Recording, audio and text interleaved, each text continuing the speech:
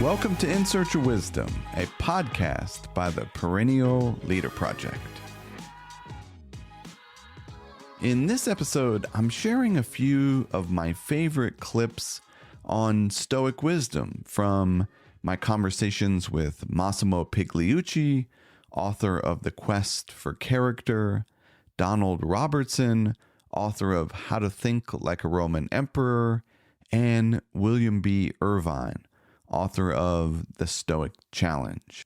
In the episode, you'll hear about choosing a philosophy of life, the wisdom of impermanence, compassion in Stoicism, the discipline of desire, how figures from the past can help us make wiser decisions today, and much more.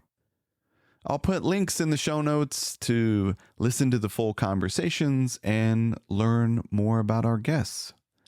All right, without any further delay, I hope you enjoy these conversations on Stoic wisdom for daily life.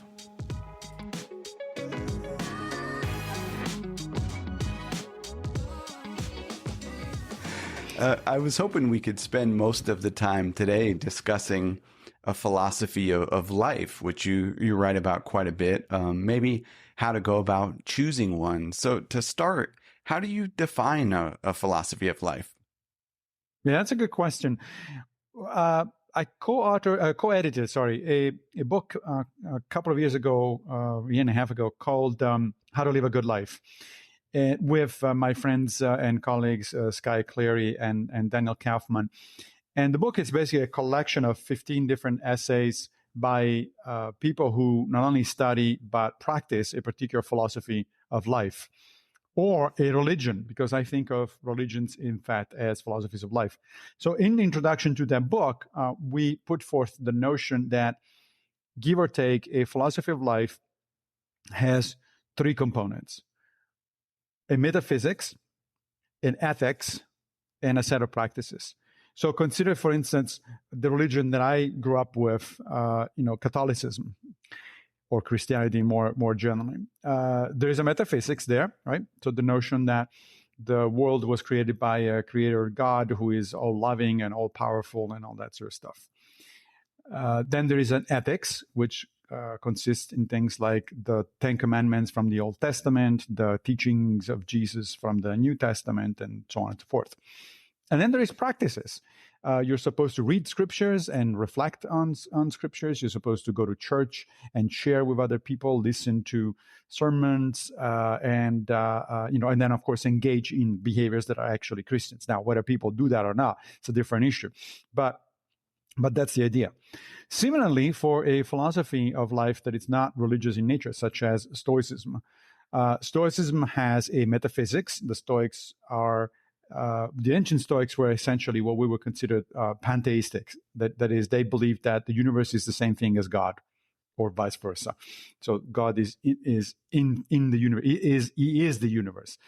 In modern terms, we would say that they essentially thought that nature was made of matter. They were materialists from that perspective, and that the universe is governed by laws of cause and effect.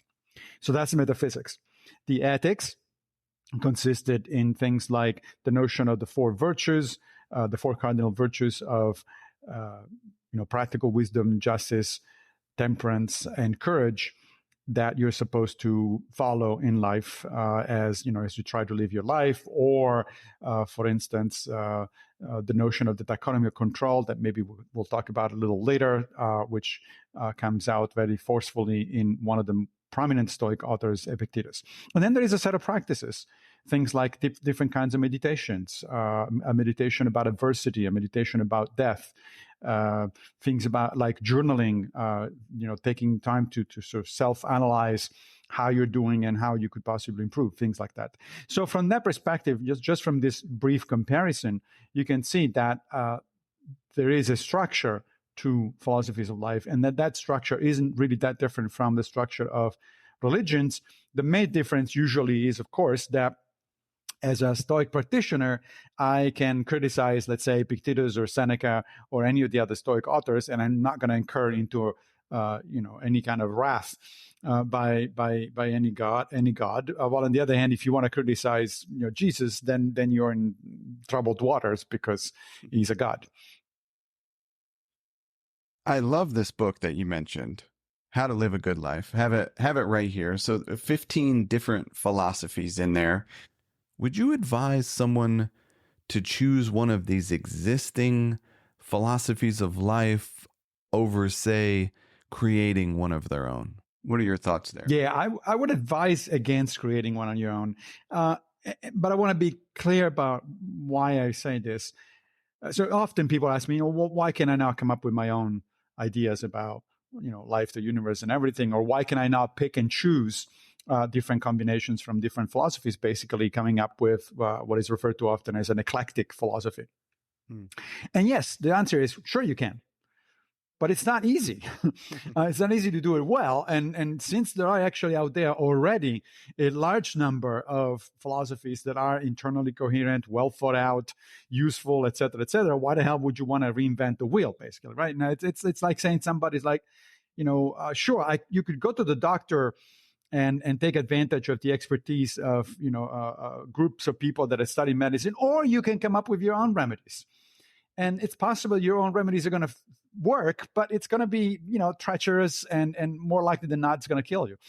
So now that said, all philosophies and religions that I can think of do start out as eclectic. For instance, Christianity obviously started out as an offshoot of Judaism, right? And Judaism and Christianity both were, in fact, influenced by other philosophies or religions, Mithraism in ancient Persia, the Egyptian religion, and so on and so forth. So nothing starts from scratch, really. The same goes for Stoicism. The founder of Stoicism, Zeno of Citium, was a merchant, and he studied philosophy in Athens around 300 BCE with a lot of people for several years. He studied with Cynic philosophers. He studied at Plato's Academy. He studied with other schools. And then when he started teaching on his own, of course, he came up with this eclectic thing that we today call Stoicism. However, we in fact know that the initial version of Stoicism was a little bit too eclectic, a little bit problematic. Because that's what happens when you put things, when you get things from different traditions. It's difficult to harmonize them. It's difficult to come up with something that's actually internally coherent, useful, attractive, et cetera. In fact, it was one of Zeno's students, Chrysippus of Soli, who was one of the greatest logicians of the ancient world, who basically came in and cleaned up the house. He eliminated certain notions that didn't work very well. He modified others, and he also came up with his own innovations. In fact, he changed Stoicism so much that the commentator Diogenes Laertius, in his Lives of the Eminent Philosophers, tells us that if it were not for Chrysippus, there would be no Stoa, meaning that there would be no Stoicism as we understand it today. So sure, the modern reader can definitely pick up a book like the one that Sky, Dan, and I put out and say, okay, I'm going to highlight the things that sound better from all 15 chapters, and then come up with my own philosophies of life. But it's a time-consuming and likely not not rewarding exercise because it takes a lot of time to figure out what works and what doesn't work, and especially what goes together coherently. I mean, if you want to have a coherent, internally coherent philosophy of life, because otherwise, if there are inconsistencies, you will find yourself sooner or later in a situation where you don't know how to act on the basis of your own principles. And that's the whole point of a philosophy of life, that you have principles that provide you with a general framework for acting in life. If the principles are inconsistent with each other, you're going to have trouble.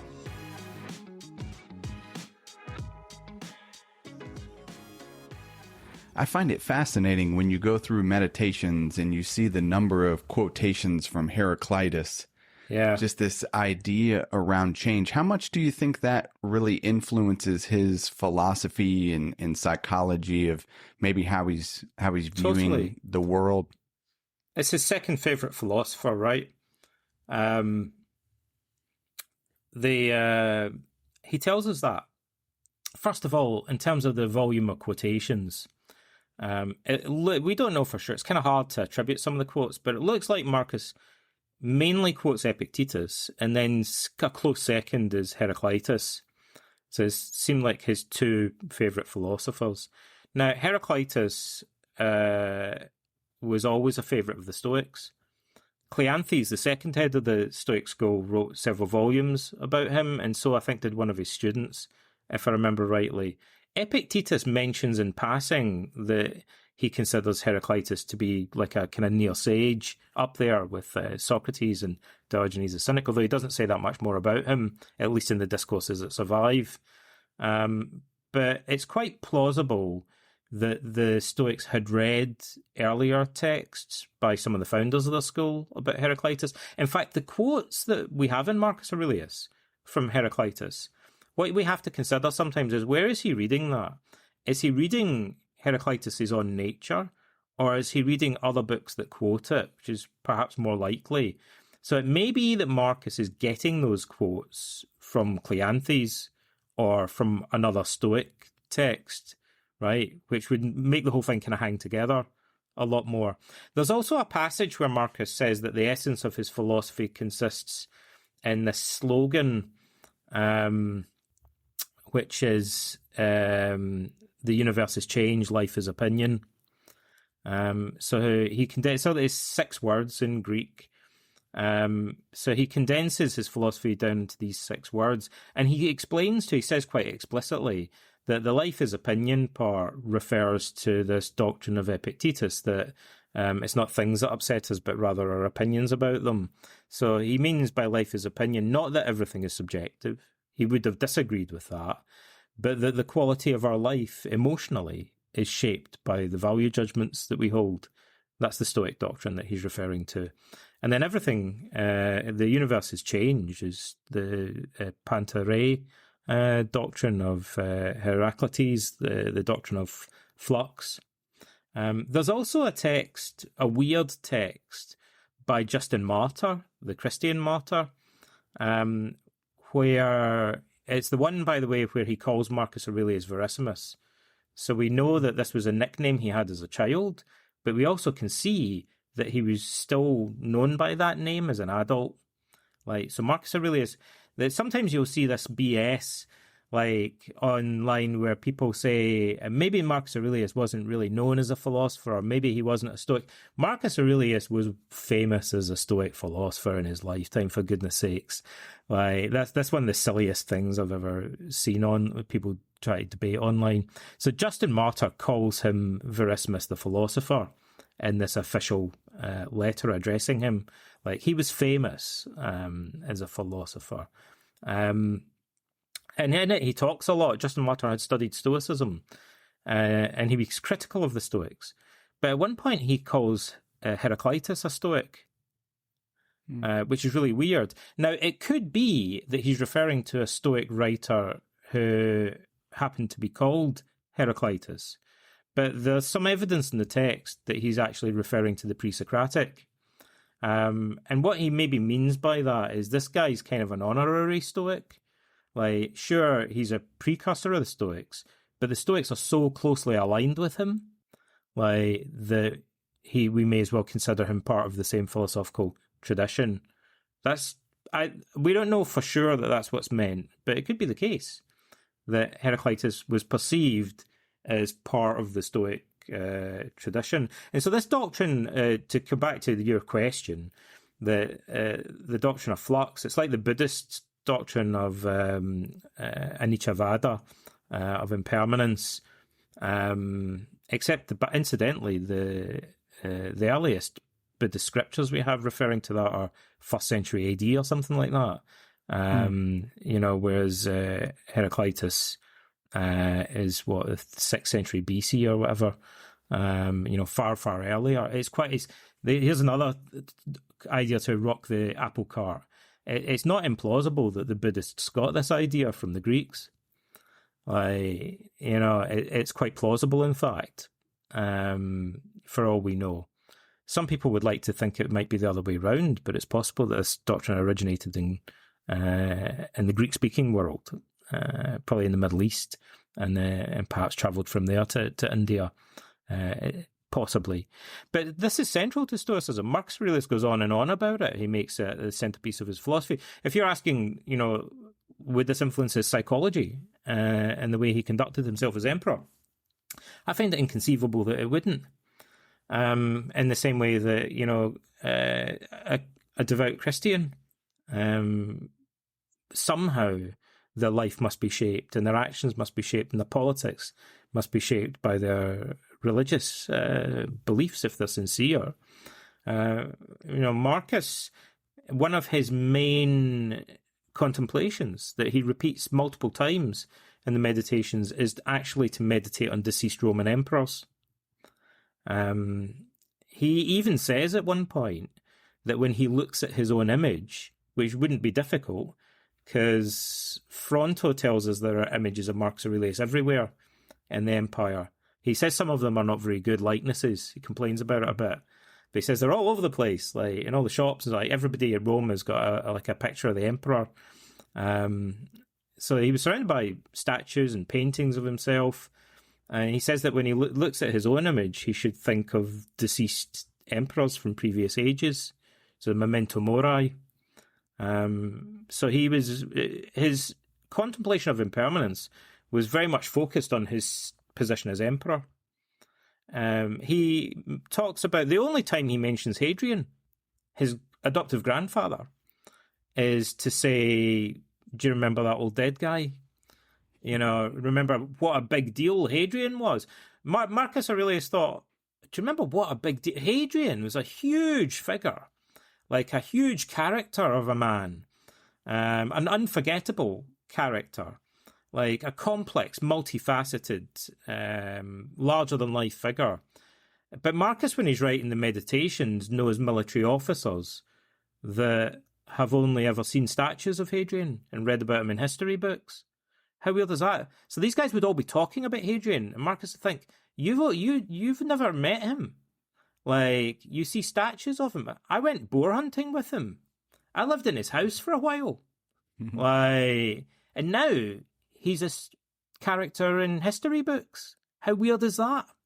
But Marcus uses that as a memento mori. That's his meditation. He's like, one day, pretty soon, I'm just going to be a statue in a chapter in a history book. I'm really fascinated with this article that you posted, I want to say a few months back, and I've been excited to chat with you about it, about compassion in Stoicism. And maybe we can chat a bit about Marcus Aurelius. You brought up Book 2, which I'd love to spend a little bit of time going through that first passage in Book 2. But could you speak to what led you to write this, long, well-written article on compassion in Stoicism? Because there were a lot of things that I saw. Stoicism is a victim of its own success currently. Like everything becomes a victim of its own success eventually, like if it becomes popular. And so, like, when I first got into Stoicism, I was into Stoicism before it was cool. Like, people, like to say about their favourite bands and stuff like that. I started studying Stoicism over 30 years ago now or something like that. And I started writing about it and teaching it, like, about a quarter of a century now, like 25 years ago. And at that time, it wasn't popular. There weren't really big online communities and things like that. And it was different. It was very, very different. The first big struggle I had was that people thought it was complete nonsense that there were psychological techniques in Stoicism. Like, so I used to give talks on that to psychotherapists, and people would be like, that's not true. The Stoics didn't have psychological techniques. So I wrote a book. That's why I wrote a book about it called The Philosophy of CBT. And now no one cares about it. It's such a weird thing in life that you start off arguing with everybody about something, and then 20 years later, everyone just kind of agrees with you. And it's almost disappointing. You think, I kind of miss those days. I used to get to argue with people about whether the Stoics are psychological. Now everyone's like, yeah, obviously they did. So that battle was won, apparently. Like, while I was sleeping one day, I woke up and suddenly everybody agreed with me. But but it shows how much things can change. Now, so the next one, it's the same thing, right? Now people think Stoicism is, I'll say online, Stoicism's all about as a philosophy of love. And people will say, that's ridiculous. Are you joking? And no, I'm not. Like, I think it's ridiculous that they don't see that. Like, of course it's it's as ridiculous as the people that didn't believe there were any psychological techniques in Stoicism. They haven't read, like William Blake said of the Bible, we both read the Bible day and night, but you read black where I read white. I find it mind-boggling that anyone could read Marcus Aurelius and not notice that on virtually every page of the Meditations, he bangs on and on obsessively about natural affection, brotherly love, cosmopolitan ethics, social virtue, and overcoming anger. Like he's mainly focused on the interpersonal virtues and emotions in the Meditations. It says he's more interested in it, for example, than Seneca or Epictetus are. But Stoicism is a philosophy of love. We're told that the patron god of Zeno's Republic was Eros, the god of love. It's like from the outset, like this was a central aspect of Stoicism. It was known for being a kind of philosophy of love.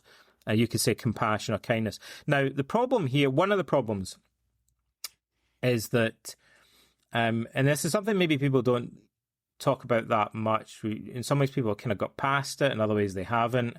The translation, there's a problem of translation with ancient texts. Now, some things can be translated unproblematically, but the hardest thing to translate is terminology regarding emotions, because the emotional vocabulary that the ancient Greeks use is different from the emotional vocabulary that we use. They group things together that we distinguish, and they distinguish things that we group together. They use words in ways that have connotations that we don't really understand very easily. So one of the hardest translation jobs is to translate emotional language from ancient Greek into modern English. And I think that's partly why some of this is lost. I'll give you one very specific example, right? So what are the cardinal virtues? Like wisdom, justice, temperance, and fortitude, right? Now, some of those are more problematic than others. The Greek word for temperance or moderation, or however you want to translate it, sophrosune, means something kind of different. Like, it almost means mindfulness in Greek. It's a very nuanced word, actually, that we just can't easily translate into English. It sometimes is thought to just mean a kind of practical moral wisdom. It does mean moderation and temperance, but it also has, what that translation misses is it has this kind of connotation of self-awareness that's kind of central. That's brought out well in one of the Platonic dialogues, where Socrates says that sophrosune, what we call temperance, is exemplified by boys in the wrestling school who, rather than running around and screaming, like making a lot of noise, are quiet and walk slowly. Like, is that temperance? Like, it's more like a kind of self-awareness. They're aware of their surroundings, they're appropriate, their conduct's more appropriate, and so on. That's what the Greeks mean by sophrosune. Like, a kind of self-awareness, like being self-possessed and stuff. But the word for justice is the one that I'm really talking about. That's dikaiosune. That does not mean justice, really. Kind of does and it doesn't. Like, it's a broader term in Greek. It would be better translated as social virtue if it wasn't for the fact that sounds like, like social justice or something like that today. But it really means morality in the interpersonal sphere. Like, it's a pretty broad term. So mothers have dikaiosune towards their children. So we wouldn't really talk about a mother being just towards her kids. That would seem weird. Also, people exhibit dikaiosune towards the gods. So we don't really, it would seem strange. It's like stretching the definition to say that we're being just towards God or something. That would sound like it was a figure of speech, like it was metaphorical or something. So that's a bad translation, right? Now, the Stoics tell us that dikaiosune has two main elements. One of them is fairness, which is closer to what we mean by justice today. The other one is kindness, which is not really part of what we mean by justice today. So dikaiosune includes compassion, kindness, goodwill towards other people. That got excised from Stoicism because of this sketchy translation. Simple as that.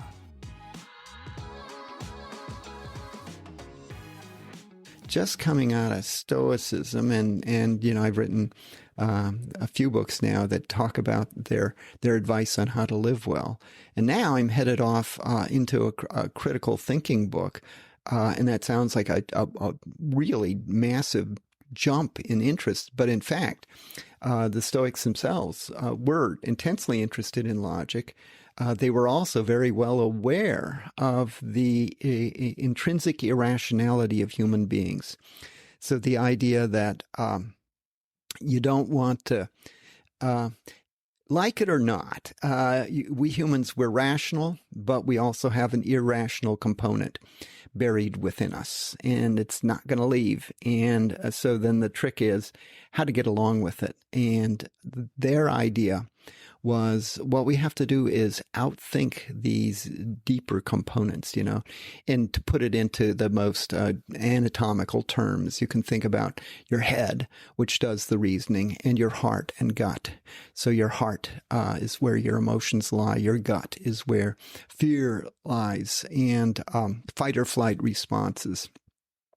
And you're stuck throughout your life. You have to live with those three components. And so the trick, the insight of the Stoics was, you know what? A lot of people, their head is hijacked by their heart and their gut. So their head, instead of reasoning, which is what it's capable of doing, spends its days rationalizing. And that is coming up with reasons why the heart and gut should have whatever it is they want. In which case, you know, why, you know, comes up with clever strategies. You can be brilliant, but you're not doing it to fill your head with true and useful beliefs. It's just, you know, your heart wants something, and so you say, oh, I got a clever way to get that. So you're not in charge anymore. But the Stoic insight was that you got to acknowledge that.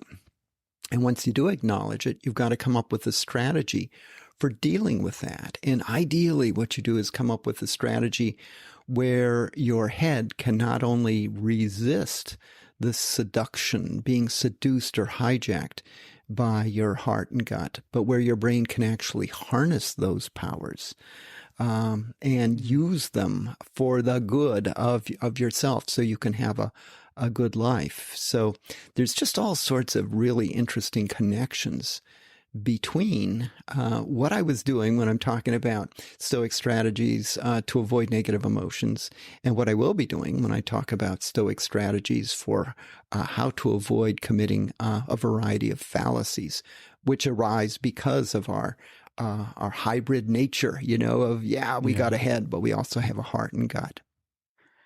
How do you see that tension as you discuss between openness and skepticism? It seems that tension exists in many of the Stoic exercises. Like, I think of negative visualization or memento mori, things like that. Like, there's an and component with that. As you talk about kind of getting hijacked, how do you see that tension coming to play, if you do, in some of the other Stoic exercises?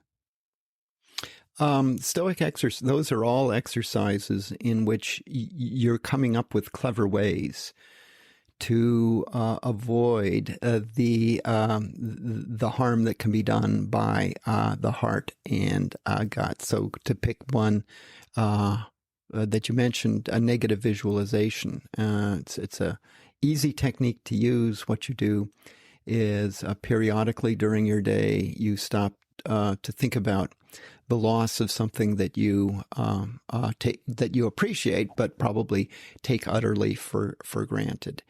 You don't dwell on the loss of things. You don't catastrophize, the loss of things. What you do is you allow yourself to have a flickering thought about something.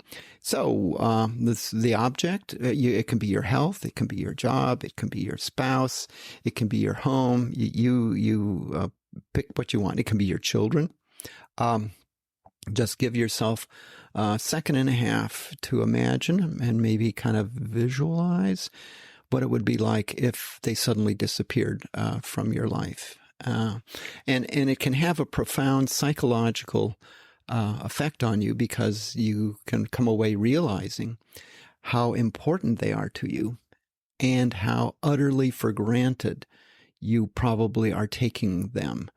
And that's the problem with the human condition, is that there are things we want and we work really hard to get. And then once we get them, give us a little bit of time, we start taking them for granted. And then we get new desires. And then so we think, well, I got to get that new thing that I want, because I'll live happily ever after this time. Promise, swear to God, I will. And then we work hard, we get them. And at first, it's a great thing. And then give ourselves a little bit of time, and it wears off and we start taking it for granted. So Stoic insight was, you know what? The thing to do is learn how to want things you already have, how to deeply appreciate them. Otherwise, you're on a wild goose chase. You're always going to be thinking, this next thing will do it for me, but it won't. In my life, one thing, and this isn't true just of Stoicism, but it's true if you do meditation, a variety of things, is you realize that you have a front row seat for what's going on in your mind. You get to watch it. Besides thinking, you get to think about how you're thinking. Besides experiencing desires, you get to think about, where are those desires coming from? And what am I doing with them? And you become aware of, gosh, I'm just exposed to this flood, this tsunami of desires. And what I've got to do is pick through them. And just because I find them in me, it doesn't follow that it's what I should want. And you start becoming skeptical of your own desires. A desire pops into your head, and then you start thinking, is that really what I want? Or is that something somebody planted in my mind? And if it is, shouldn't I just dismiss it? My life would be simpler if I did.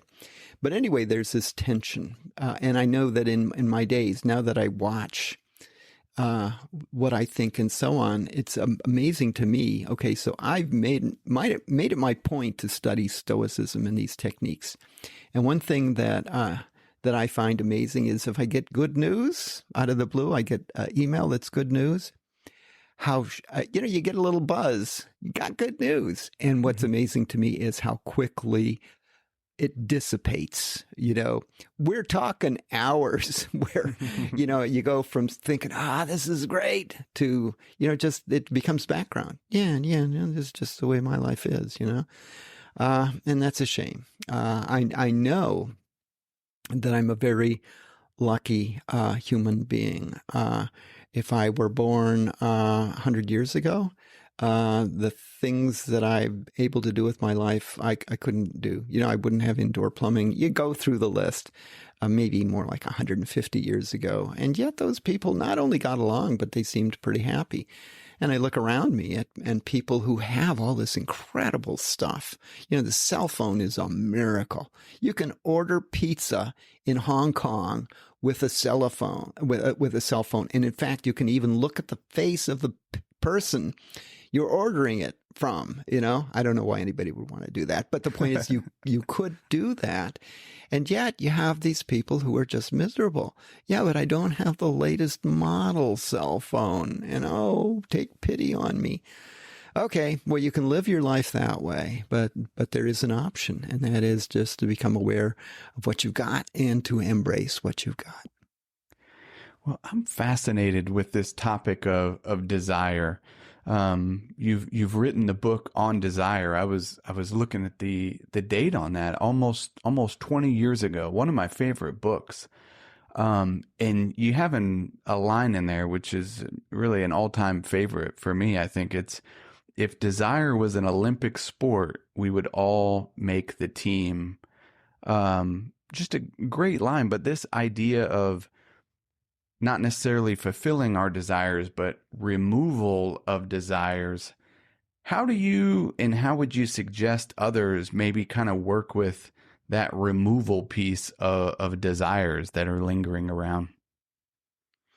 Yeah, so it is a very interesting thing. So I recommend that your listeners do the following thing. It'll take them about 5 minutes, and it can be a life-changing experiment that they do. So there are lots of fans of meditation. I would regard myself as a failed meditator. I've tried it.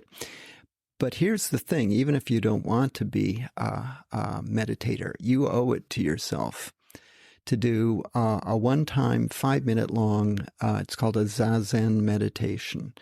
And what you do is you find some place that's kind of quiet, and you sit. It can be in a comfortable chair. You don't have to sit on the ground. You don't have to sit in any particular situation. You just have to be in a calm environment. And now close your eyes, and then for the next 5 minutes, just let your mind go empty. And that ought to be easy to do. And, because how hard is it? Thinking is hard. So stopping thinking ought to be easy. It's like running is hard. So stopping running, that ought to be easy. So what you'll quickly find is that a still mind is virtually impossible. Because at first your mind will seem to be without thoughts, and then they'll start sneaking back in. And you'll find yourself, they tend to be two different things. Most of them are about the future and about the past. Future, so you realize, oh, I'm thinking about what I'm going to have for dinner. Oops, not supposed to think. So let's let go of that thought. There'll be thoughts about the past, thoughts about something somebody said. And there will be desires that creep in. And you got a front row seat for this, as all of these thoughts and these desires simply drift into your head.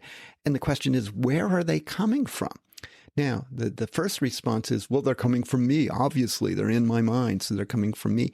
Actually, they're coming from components of you. They're coming from your heart. They're coming from your gut. And these are evolutionarily ancient components that don't necessarily have your well-being in mind, because they evolved on the savannas of Africa, 100,000 years ago, and they evolved to make you well-suited to that environment. But you're in a wildly different environment than that. Back then, the big thing was, will I have food to eat today? Well, now the big thing is, will I overeat once again and gain even more weight than I've already gained today? So we're not well suited for that. And I'm also astonished by the ability of people. It's sort of like a car going from 0 to 100 in 2 seconds, whatever, where somebody can have absolutely zero desire to do something, doesn't even think about something, and then somehow the desire is triggered. And then you can find them within a period of 24 hours acting on that desire in a very, and it can be a very significant kind of change in their life. Sometimes those stories have happy endings. A lot of times they don't. They're subsequently labeled as impulsive and unfortunate desires. And that's just something we have to struggle with as people. So the first thing to mastering your desires to the extent possible is to realize how many of them are just there popping into your head. How often? every 12 seconds, they're just floating through. And I know in my life, like, I think I have a much better grasp of this than I used to. But tell you what, at 2 a.m., if I happen to be awake at that time, I think about the dumbest things. And once you get to that level, you are not only, it might be something that angered you that day, but once you become cognizant of this, you're not only angry about what happened that day, but you experience what I call meta anger. You're angry that you're angry because it's such a stupid thing to do, and it's preventing you from falling back asleep. And you fool for being angry about this. But it's progress in a curious way, because some people are utterly clueless. They just go with the flow. Hey, here's what I seem to want, so I'm going to act on that desire. You've said that when you're faced with a difficult question, you might ask, what would Seneca do? Is that still the case? Yes. And this is a broader thing, and that is role playing. It's a way to simplify your life. You have lots of decisions to make in the course of a day, and that can bog you down. You can get into decision overload. So it's nice to have a device by which you can simplify your decision making. So one thing is the decision is that you're going to play a certain role. So one example is you can say, I'm going to play the role of an honest person. In other words, it's choice. I'm going to be an honest person. And then you see some woman drop her wallet. And then the question is, what should you do? And if you're playing the role of an honest person, it's easy. Hey, lady, you lost your wallet, right? You can also play the role of a kind person. You can be on the lookout to do acts of kindness. And so that's just you sort of identifying with some character trait. But you can also do that not just in terms of character traits, but in terms of individuals as a decision-making aid.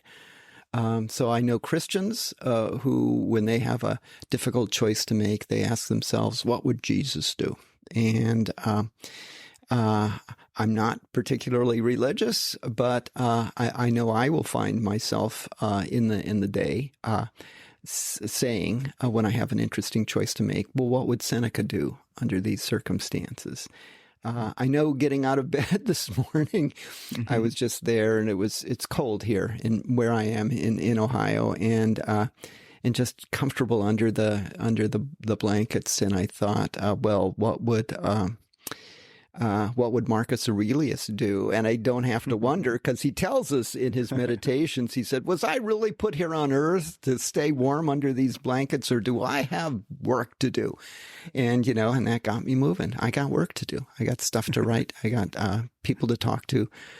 So it got me going. Those are two interesting devices. And, most people think that their personality is a fixed thing. It's just baked in. I'm now convinced that your personality is remarkably pliable, but it's going to take you effort and thought in order to modify your personality. Your likes and dislikes are also pliable, but most people don't think of it in that way. Thank you for listening. I hope you found something useful. If so, I encourage you to put what you heard into practice. You can learn more at perennialleader.com. There you'll find links to show notes, our daily email newsletter, and Reading in the Good Life, a free weekly meetup. Until next time, be wise and be well.